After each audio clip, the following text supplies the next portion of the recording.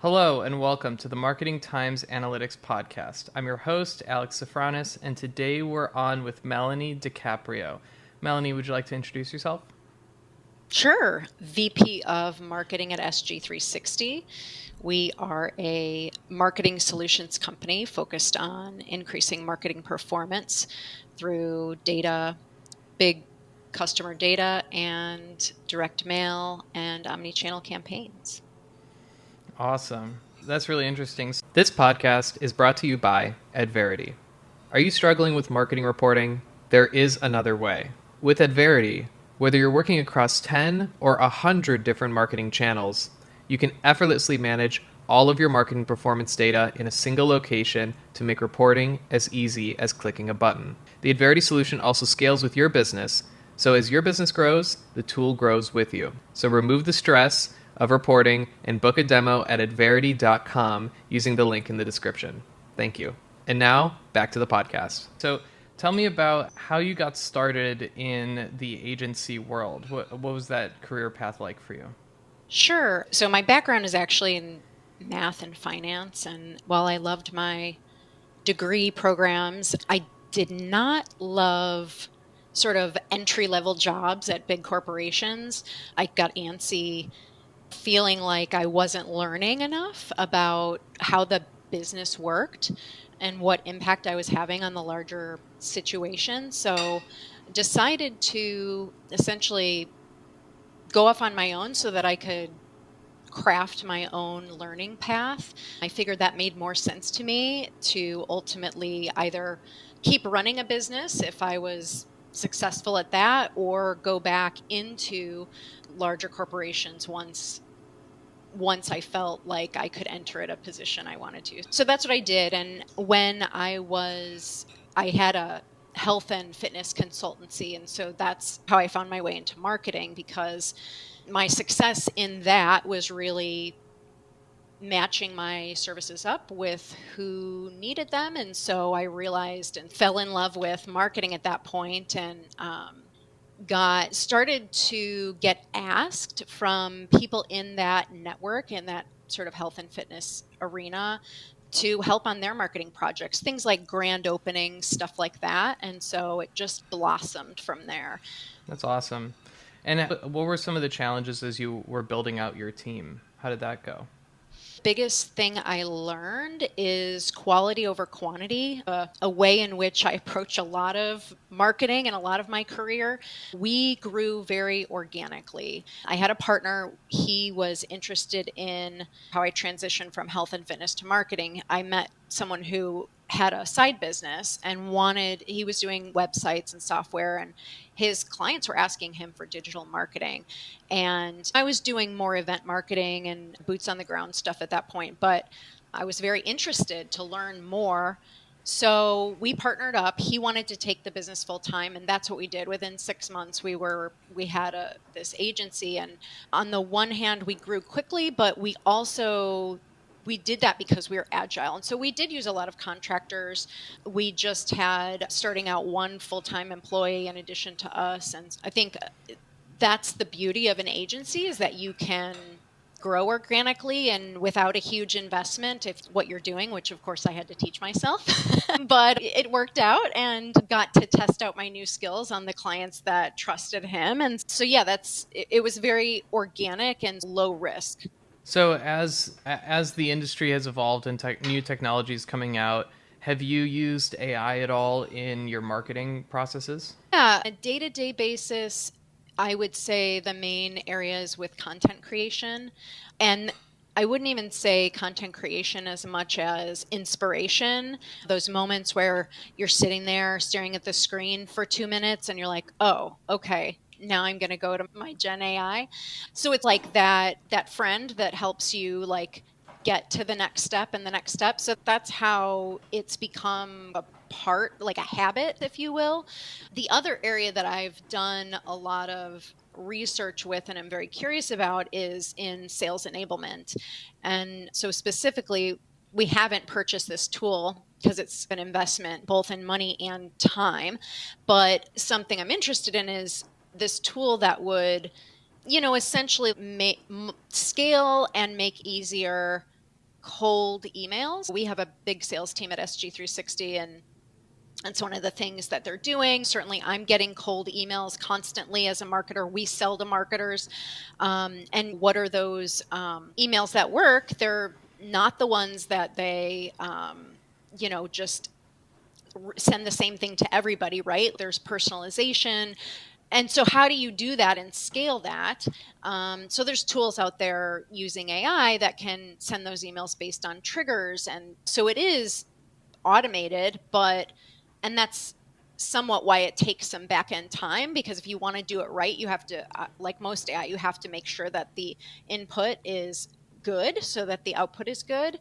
So that's something I'm interested in. What are the ways in which we can scale, make things easier, do more of the things that are working, or automate things that maybe they have a low conversion rate, but we can now automate it and make it more effective than we're currently doing. So Yeah, that makes a lot of sense. Yeah, it's definitely important to give very clear lines for how the AI should operate. And you can't just set it and forget it. It's something you have to give a lot of solid direction to. I'm for sure. curious. Yeah, I'm curious about SEO and how you've found. What are some of the best practices around building strong SEO for a business? Yeah, one thing I would go back to is that idea of quality over quantity, largely because resources are typically limited, and SEO is very much this huge, huge topic, and there's a huge amount of tasks you can do that are under the SEO umbrella. And so if you're thinking about how do you pick and choose, it's really thinking about what are the most impactful things that you can do, and understanding that Google's goal is to make a search engine results page that you or I would want to use and engage with when we're researching something or shopping for something. That has been at the core of how we have approached SEO for all of these years. And the result was that I did not really ever have a significant impact to my clients' rankings based on a Google algorithm change. So it's just really understanding that Google is just it's common sense in terms of where Google's going with that algorithm. Now we have to consider search generative experience, which is a whole different thing that's going to change the game. So another tip I would give is to do not sleep on SGE. Start to learn about it and understand how this is going to impact you. It will impact some businesses more than others. So for example, Google seems to have as they probably should, given their competitors, a big goal to change the game with shopping, with e-commerce. And so how we research, making it easier for us consumers to research things, to answer those questions that we look for when we want to understand what's the best, high performance bicycle or the next car I'm going to get. I want to research that. And it's going to make that easier for us to do that. But the businesses who are promoting those products are going to need to understand how to create content that's going to show up in that AI. And one of the companies I would recommend following for SGE is Onely. That would be my sort of third recommendation, is find those experts who are spending their time and resources to go deep into the areas of SEO that are going to be impactful for you so that you can leverage their knowledge. Onely, for example, does free workshops. They have a lot of articles on Search Engine Journal. Search Engine Journal is a great publication to follow because they really invest in staying up to date on what's happening with Google up to the day. Those would be my tips. Thank you. Yeah, that's great. It's great to hear that you're staying on the cutting edge and listening to various experts. Are there any other experts in other areas that you'd recommend following? I do read, like, Marketing Profs is another publication. I've been learning from Chris Penn with regards to AI. His focus is on marketing analytics, but he has a really broad perspective on a lot of marketing and SEO applications for AI. So those are a couple that come to mind. I follow Jay Schwedelson for email marketing. I'm smiling because I saw that we're both speaking at his conference in the fall, the Delivered conference, which is not his email marketing conference, but his direct mail conference. So yeah, those are some of the few that I follow. That's awesome. Yeah, and speaking of direct mail, what work do you do around direct mail, including industry reports? Yeah, so I joined SG360 about 4 years ago, and at that time, as I went to create our marketing content, I found that there were about 4 or 5 data points about the effectiveness of direct mail that everyone was citing, the same data points. They were not fresh and never did it before, but it seemed obvious that what we needed to do was to create our own industry report. And so that's what we did. We partnered with an agency on some of the initial concepts and learning how to execute something like that we had never done before. But essentially, we knew we needed to survey marketers and consumers. It just made sense for the type of content that we were creating to get both sides to weigh in on it, and created these surveys. And by no means am I a survey design expert, but had enough questions that if we had a couple throwaway questions, because we realized after the fact that they interpreted the question differently, we knew we'd still have enough data to make a meaningful report.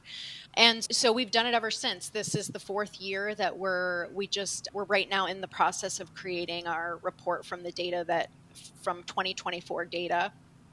And it has done extremely well in terms of lead generation for us, helping to rebrand SG360 and reflect to the marketplace more of what we actually are doing, which was not previously happening effectively.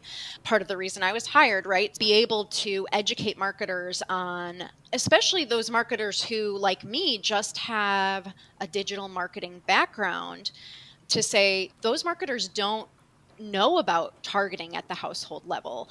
I had no idea the effect. It just never occurred to me to even ask the question, how effective is direct mail? And for growing up in digital marketing, there's a whole other world of results, a whole other level of results that you can get.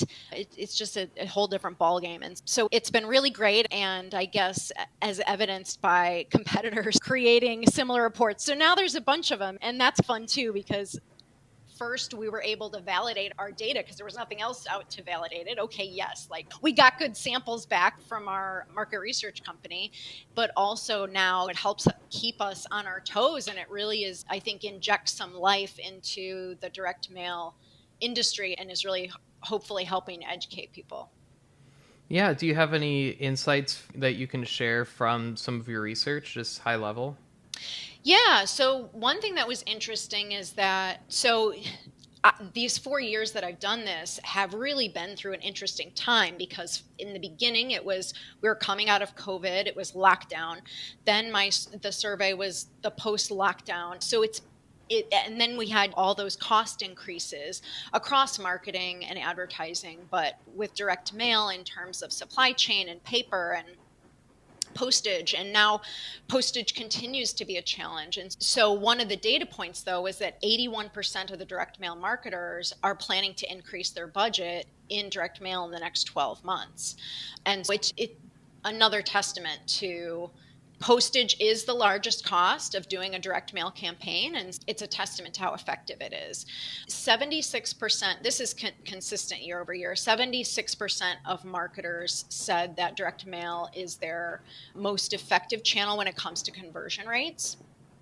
And 64% said that direct mail yields their highest average order value. And so these are some of the conversion rate, average order value, customer loyalty, being able to reach an audience that you can't reach on, say, social media, a more loyal audience, maybe a more wealthy audience. Those are some of the mainstay factors and things that we hear back from our clients and things. And so it's nice to see our research confirming that. One of the things that I've heard about direct mail is that you really need to feature an offer for it to have its maximum impact. Have you found that as well, or can you make direct mail work without an offer? I think offer is potentially can be defined multiple ways. Certainly, when we survey consumers, the top reasons that consumers, we ask them why do you, if they say we like, yes, I like my direct mail, and then there's obviously a percentage. Usually it's around 65-35 or 70-30 of people who like their direct mail versus don't. And so when we ask them, why do you like your direct mail? The top reasons are it has good offers for me on products and services, or it feels relevant to me personally. When we ask the people who say, I do not like direct mail, what the top reasons are, they say, because I'm not getting offers that I like, or I'm not feeling that the mail is personalized. So those are definitely the make or break factors. But we know other research shows us around, there's like neuroscience research into holding a physical piece of paper, we retain information better, we remember it, we feel more of a brand connection than we do seeing something on a screen. So there's a lot of like data around that type of thing. And so we know that just seeing the products in a lifestyle shot on the mail piece are that it works. It's motivating, and people will then go online to research the product or look up the product. So sometimes it is an offer, but sometimes the other way in which direct mail is extremely effective is for retargeting. No offers needed, because again, the people are there. We know that they've looked at the product online, and so now they didn't convert, so now they're just getting that mail piece to say that to help them finish that, and that's shown to be very effective without an offer. I think it just depends on every situation is different, and it really depends on what your goals are and what industry you're in, what you're trying to accomplish. Financial services are huge mailers. That's a big sector for us, and every credit card mailing is an offer, right? So it just depends on the situation. What do you think has a bigger impact on direct mail success, creative or targeting? The list. So the number one thing that's sort of known in the industry, but also proven by our clients and our internal data and case studies and experience, is that the list is what matters the most. And then it seems to be the offer. I think that in most cases, the order would be list, offer, creative. And then when you're approaching creative, what are the sort of things that a business should be focusing on putting on the piece? The number one thing is to inform what you put on the piece with data. And so that's really where using data, understanding who your customers are, understanding who your best customers are, and being able to mail the right people. And once you're mailing the right people, understanding who those people are, so that you can then decide what goes on the mail piece. So really it all comes down to backing up all of your planning with that first party customer data with third party data laid on top, so you can have a huge, deep and broad knowledge of those individuals.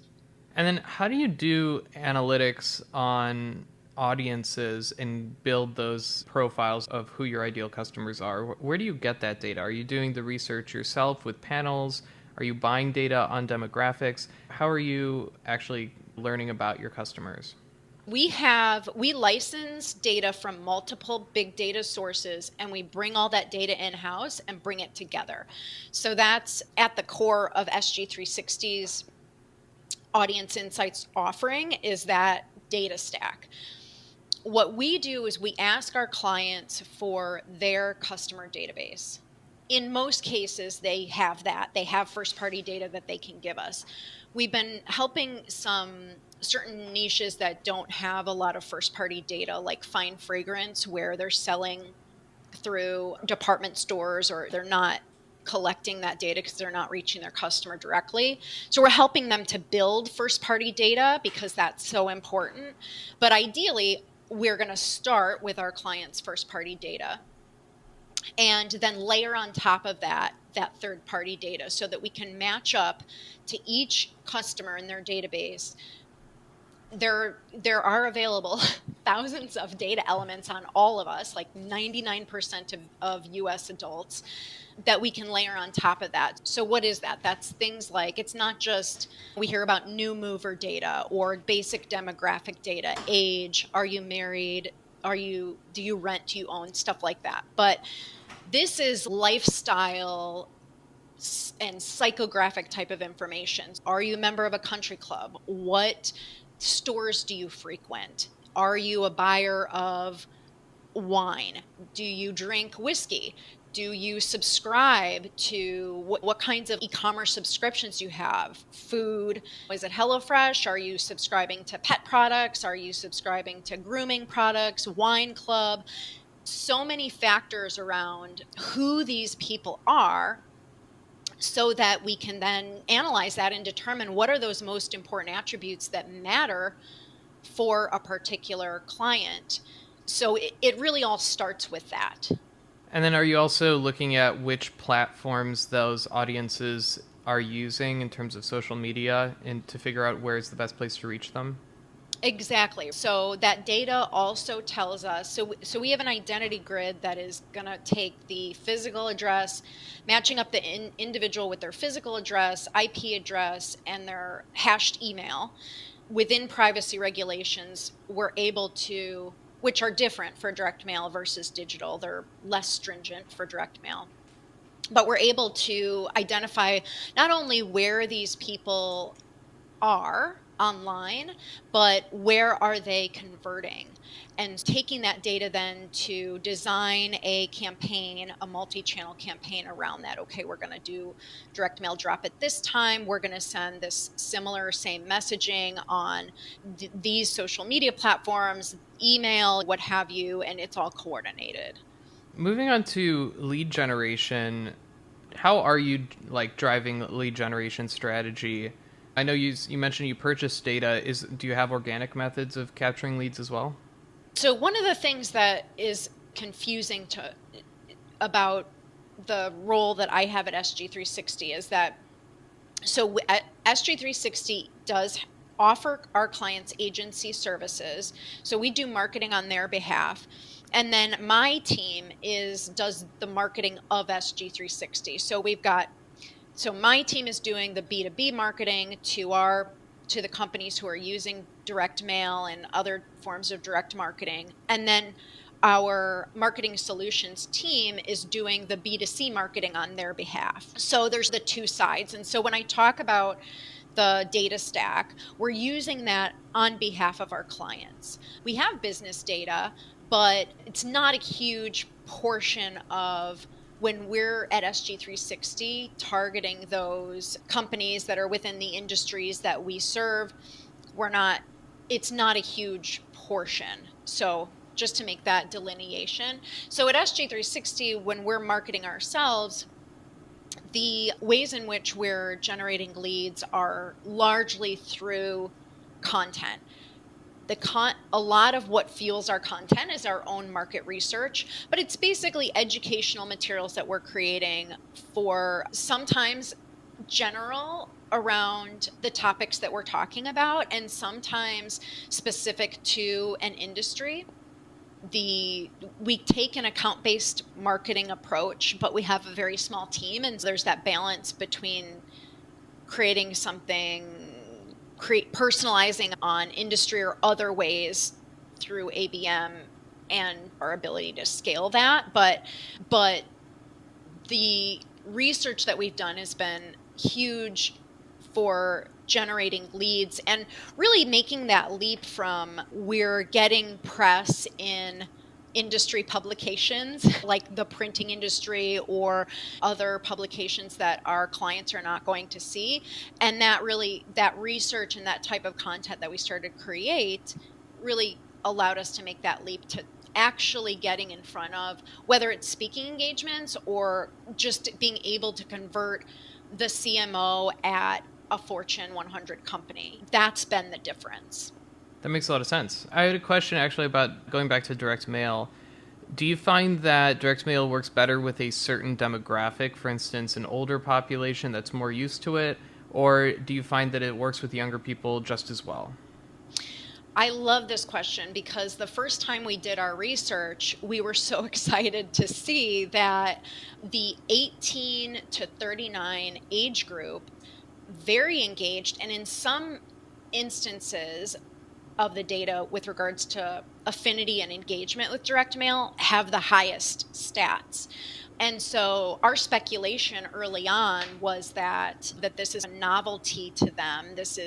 We're talking to people who grew up digital and don't have those types of physical experiences, and that being a break from that being more effective. And so now that we've done this research for 4 years, that's remained consistent. And that's definitely what we're seeing as we observe how our research plays out in real life with our clients.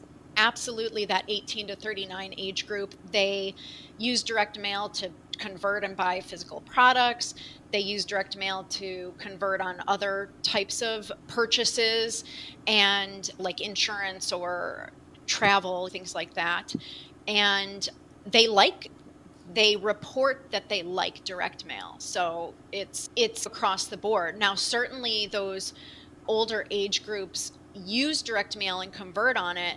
One thing that I always find funny is that I mentioned earlier that 30% or so of people who say that they don't like their mail. It turns out that 40+% of those people convert on it anyway. So that's the characteristic of the maybe 39 to 54 age group. They say, oh, I don't like direct mail because we came from the time when we got inundated with like real crappy mail. And so I think there's same with the generations who have been through the phases of inundation with spam, right? As spam has grown and decreased over time in email. We have those perceptions and biases, but that age group are huge converters on direct mail anyway. Yeah, I'm curious. You mentioned you're on the B2B side of the business, and when you're looking at your marketing metrics for success, how are you measuring specifically upper funnel marketing success in a B2B context? Sure. Yeah, we look at how many leads we're generating and the quality of those leads. So if they ultimately reach it to being sales qualified.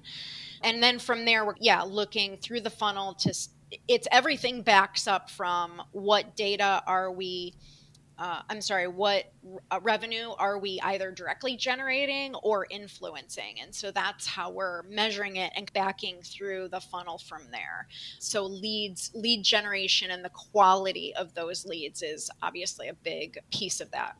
That makes sense. Let's see. So across the full marketing funnel, I know you mentioned the quality of the leads and the number of leads and revenue.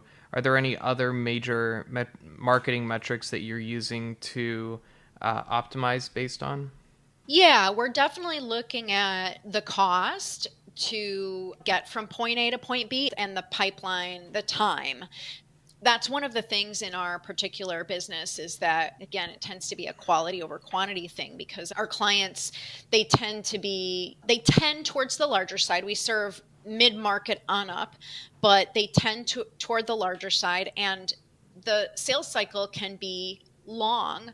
So, months, a year. So to be able to measure that can get tricky. So the timing, how long that takes is a data point. It's not always a straight line to measure that, but so we'll look at how long is it taking to nurture a lead to get to a point of a conversation with the sales rep, and then how long is it taking from there to get to a open opportunity, and then we're measuring those closed won and open pipeline as part of that. Yeah, it's not always straightforward, and we definitely have, I would say, room for improvement when it comes to, there's always room for improvement in the tech stack and being able to measure, but like in our Salesforce and being able to track that. But I would say those are probably the other main things that we're most interested in. And what are some of the trends in marketing that you've noticed that are making a change to how we do marketing? I guess in a B2B context. I mentioned SGE earlier. I really think that SGE is going to change search forever. So it is of particular interest to me because I've done search engine optimization for so long, but I'm not seeing that marketers or even a lot of SEO companies are maybe recognizing how quickly that's going to change things. Like, I don't think Google is going to sit on this. I think it's going to be like fully launched relatively soon. So that's certainly something. We watch trends with account-based marketing. We have an account-based marketing software. It's a big part of our day-to-day marketing and sales enablement experience. And so we're constantly watching for better solutions with regards to that. The other area I'm just personally interested in, which is not necessarily anything new, but there's always new trends that can create new efficiency. Just everything around like workflow. How can we make our team more efficient? How do we scale? I mentioned we have a small team. Scaling ABM, scaling personalized content, scaling content creation, all of that, and how do we make that more efficient? Makes sense. Yeah. What about career advice you'd give to somebody who's just starting in the marketing world right now? What would you say is the best skill set for them to develop and the best entry point to get into the industry? So, one thing I notice about young marketers is that the quickest way, it seems to me, to grow your career is by understanding marketing strategy and understand, so not just how to execute, but really what are the business drivers behind what you're doing, and understanding how the business works, the stakeholders, who they are, who is motivated by what, is the landscape of your offerings and the profitability of those different offerings. Certainly the analytics is a part of that, but you can't possibly understand how to apply your metrics to creating better marketing if you don't understand all of those things. And I think that depending on what marketers come to marketing for, what first interests them, if it's social media, if it's content creation, if they're an artist, whatever it is, just being able to take that to the next level and understand how what you love about marketing or what motivates you about it is related to that business strategy. Because in order to ultimately move up, you're going to need to understand that and the analytics and how to apply those analytics behind it. Let's see, other advice. I wouldn't, so just from my own experience, right? I wouldn't put accidental blinders on one type of marketing. There's so many different approaches to marketing based on what type of company you work for, and educating yourself on, assuming that you don't plan to stay at the company you're at right now, or if you're an entrepreneur, you want to help a breadth of companies, understanding where marketing changes for when it comes to CPG, when it comes to B2B versus B2C, understanding the different channels of marketing and how, like I mentioned earlier, I had no concept of how do you target at the household level and the power behind doing that, thinking that digital is the end all be all. It has a lot of great qualities. You've got the agility, you can shut it off, you can shut it back on, but don't be afraid to learn about other forms of marketing where you have to make a commitment. Those are the types of marketing often that are pivotal to growing your career, working in a larger company, those types of things. That's great. Yeah. And you mentioned B2B versus B2C. I'm curious on the influencer marketing side, would influencers be more beneficial for a B2B sales process or marketing process or a B2C process? Certainly, I would say B2C. Yeah, that's in all of my experience. We don't use, I suppose there's like some sideways ways in which we use influencers. I mean, you could argue that having someone on your podcast could be getting a good client, getting one of our clients to give a testimonial on a webinar, do a co-speaking at a conference with us. Those are influencers in a way, right? But really, when we think about the industry of marketing influencing, it's really more powerful in the B2C setting. That makes sense. Yeah, and that's where the broad reach matters the most as well. Influencer targeting would be less targeted in that sense. Yeah. As we look into the future, how do you think that marketing in general will change in the next 10 or 20 years? I do think that the privacy regulations are only going to get more stringent. They're not going to get less stringent. Having, this idea of having your first party data and this evolution that marketers have gotten better at, where you're using your data to trigger communications, personalize your communications, personalize your offers, and execute that in an automated way. That's the direction that things are going in the next few years, certainly. And I've seen over the course of my career is that those areas that are extremely important for honing your results, so understanding your analytics, having good KPIs and knowing how to measure them, those are things that I've seen marketers get better at throughout my career, right? Which is really cool. And so I think now it's that using your data, understanding how to get the data, use the data to be more effective in an automated way is what we're going to be seeing next. Obviously, AI is going to have an impact. I guess it remains to be seen. Right now, I feel I'm seeing the headlines and like workshop titles and webinar titles and things are all like, oh, which ones are done by AI? Because right now the AI uses like 3 adjectives that like unlock, amplify. So I think we're going to get better at that. I don't think we're going to stop using AI. I think that the AI is going to get better and the marketers are going to get better at being able to hopefully not just you publish what it's giving them, but use it to make them better, not as a replacement, if that makes sense. So I do think marketers are going to get better at that and start to make AI more of a habit and learn how to leverage it across different areas of marketing. And yeah, I think those are the main factors. And then I do think that the big players like Google and Amazon are going to have what the impact is, I guess remains to be seen, but can change things dramatically as well. That makes a lot of sense.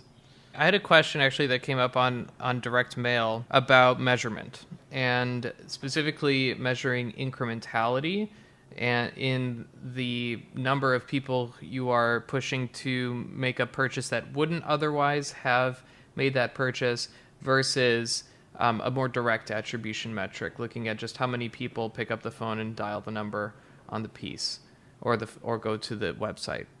How do you recommend direct mail is measured, and what's the primary KPI for direct mail? So we actually did ask in our research this year how marketers are measuring their success of their direct mail campaigns, and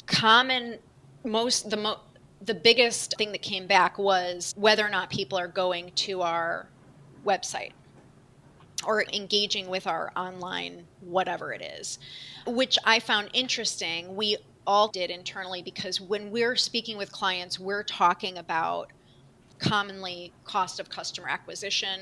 A lot of what we do is customer acquisition. So lowering the cost of customer acquisition is a main reason why clients come to us. But it didn't come back on the survey as one of the main KPIs that marketers are using. And we talk about CAC with them for a reason. We do think that's extremely important. So I think there's a learning curve there. But yeah, the common KPIs, the ones that you would think about, are the ones that made the list. But those were the low and the high end of that. Our data team, what we do is on our end, we have it's called a results tracker. It's like a fully interactive dashboard that actually measures the success of the campaign, or the results of the campaign rather, in real time. It including all the channels. It's not, sometimes that is paired with our clients' attribution software. So I personally cannot claim to know all the back end inner workings of how that is measured, but incremental, certainly. So incremental lift over ways we're looking at incrementality. One is on the return on ad spend, and another is on just the conversions. How many people are you converting? And our team, when we're measuring those KPIs for them, are going to obviously compare that result from that campaign that we're running against what they're typically getting. Yeah, that makes sense. So, would you say that the primary benefit is driving new prospect journeys and almost using direct mail in a more upper funnel sense to get new people to visit your website or to get into to the marketing funnel? Or is it to finish the customer journey and give them a way to close that sale? Yeah, both. In our survey, we also, one of the things we added this year was, so we ask the different types of transactions that consumers are engaging in from their direct mail. And then what we added this year was, so we'll see who purchases a physical product, who converts on telecom, who applies for an insurance product, et cetera. And so for each of those, we then asked them, what was it that made you convert? And the most common answer was, I was already looking for this thing, and then the mail piece came at the right time. Mm-hmm. And again, some of those mail pieces were probably retargeting on purpose. Some of them may have been coincidence, but it just speaks to the fact that like anything in sales, timing is everything. And so that's the bottom of the funnel, what that looks like. We're also seeing direct mail in the adjacent scenarios where customers are lapsed. We want to go after the lapsed customers and would expect higher KPIs from them versus brand new people. But direct mail is very often largely used beyond customer loyalty, but also for customer acquisition and getting new customers, because these direct-to-consumer companies, that is a huge function of marketing, is bringing in new leads, constantly getting new customers. And so that is a huge function, probably the biggest function of direct mail. And why that data that I described earlier is so important, because if the pool of potential new customers is everyone until you start to understand that it's not. Who is it? Who are my customers exactly? And what are the attributes of my best customer? And now, how do I create a list of new people that look just like my best, most loyal customers, most lucrative customers, and find new ones? Yeah, I love that. Final question. Do you have any quotes or mantras that have inspired you in your career? I've mentioned this a couple times, but I think it applies to so many areas of marketing, which is quality over quantity. For example, when it comes to your channels, choosing your channel mix, I very much believe in spend your efforts on channels that you know work, that you're doing really well, that are working really well, rather than trying to spread yourself too thin and do too many channels. Another area you could apply that to is budget, especially thinking about companies who have a tight budget. If costs in marketing are changing constantly, right? So we have something that's working as a marketer where we've got our ads running, and that's our huge boon for us, and then all of a sudden Google changes a rule, or Meta changes a rule, and everything changes. Or privacy. With regards to budget, it's so important to be able to take those low risk tests and things that you have some intelligence behind, that you can test out in a way that is very with intelligence behind it, data behind it, in a way that you can be agile and see if it worked. And I think it's just so important to be able to, marketers are constantly under pressure to deliver the results with deliver more results with the same budget. Now your budget's cut or costs went up. I think just focusing on not spreading yourself too thin, but just really making those calculated bets. I love that. And this has been such an educational conversation. I want to thank you again, Melanie, for joining the podcast. Oh, thanks for having me. Awesome. And thanks everyone for listening. We'll talk to you soon.